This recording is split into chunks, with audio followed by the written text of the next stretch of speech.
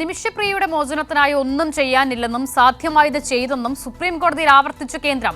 മധ്യസ്ഥ ചർച്ചയ്ക്കായി സംഘത്തെ നിയോഗിക്കണമെന്ന ആവശ്യത്തിൽ കേന്ദ്രത്തെ സമീപിക്കാൻ ഹർജിക്കാരോട് സുപ്രീം കോടതി നിർദ്ദേശം നൽകി. കേസ് ഓഗസ്റ്റ് 14-ന് വീണ്ടും പരിഗണിക്കും. അബ്ദുൾ റഷീദ് തയ്യാറാക്കിയ റിപ്പോർട്ടിലേക്ക്.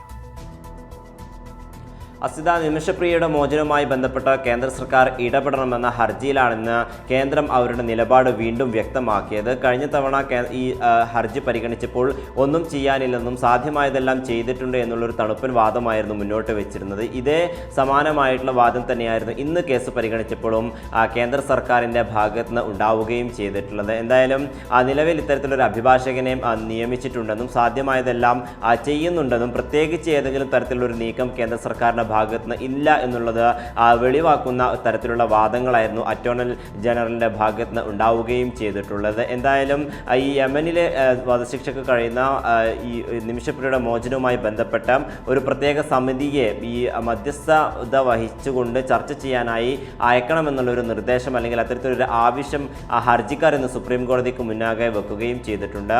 6 അംഗ സമിതിയെ അയക്കണമെന്നുള്ളൊരു കാര്യമായിരുന്നു ഈ ഹർജിക്കാർ മുന്നോട്ട് വെച്ചത്. പ്രധാനമായും ഈ ആക്ഷൻ കൗൺസിലിൽ നിന്നുള്ള 2 പേരും അതോടൊപ്പം AP അബൂബക്കർ മുസ്ലിയാരുടെ ഈ മർക്കസുമായി ബന്ധപ്പെട്ട 2 പേരും അതോടൊപ്പം കേന്ദ്ര സർക്കാർ നിയമിക്കുന്ന 2 ഉദ്യോഗസ്ഥരടക്കം 6 പേരെ അയക്കണമെന്നുള്ള കാര്യമാണ് ഹർജിക്കാർ മുന്നോട്ട് വെച്ചത്. എന്തായാലും ഇതുമായി ബന്ധപ്പെട്ട തീരുമാനമെടുക്കേണ്ടത് കേന്ദ്ര സർക്കാരാണെന്നുള്ള ഒരു നിർദ്ദേശമായിരുന്നു സുപ്രീം കോടതി മുന്നോട്ട് വെക്കുകയും ചെയ്തിട്ടുള്ളത്. എന്തായാലും നേരത്തെ ഈ AP അബൂബക്കർ മുസ്ലിയാരുടെ ഇടപെടലുമായി ബന്ധപ്പെട്ട് അല്ലെങ്കിൽ അതൊക്കെ തന്നെ തള്ളുന്ന ഒരു നിലപാടായിരുന്നു കേന്ദ്ര സർക്കാരിൻ്റെതും വിദേശകാര്യ മന്ത്രാലയത്തിൻ്റെ ഭാഗത്ത് ഉണ്ടായിട്ടുള്ളത്. എന്നാൽ ഇതുമായി ബന്ധപ്പെട്ട കൂടുതൽ ചർച്ചകളിലേക്ക് നീങ്ങുന്ന ഒരു സാഹചര്യം ഇപ്പോഴും കേന്ദ്ര സർക്കാരിൻ്റെ ഭാഗത്ത് നിന്ന് ഇല്ല എന്നുള്ളത് തന്നെയാണ് നമുക്ക് ഈ ഘട്ടത്തിൽ മനസ്സിലാവുകയും ചെയ്തിട്ടുള്ളത്. എന്തായാലും ജസ്റ്റിസുമാരായിട്ടുള്ള വിക്രം നാഥ്, സന്ദീപ് മേത്ത എന്നിവരടങ്ങിയിട്ടുള്ള ബെഞ്ചാണ് ഈ കേസ് പരിഗണിച്ചത്. ഇതുമായി ബന്ധപ്പെട്ട കൂടുതൽ വാദം കേൾക്കുന്നതിനാവശ്യമായി ഓഗസ്റ്റ് 14-ാം തീയതിയിലേക്ക് ഈ കേസ് ഇപ്പോൾ മാറ്റിവെക്കുകയും ചെയ്തിട്ടുണ്ട്.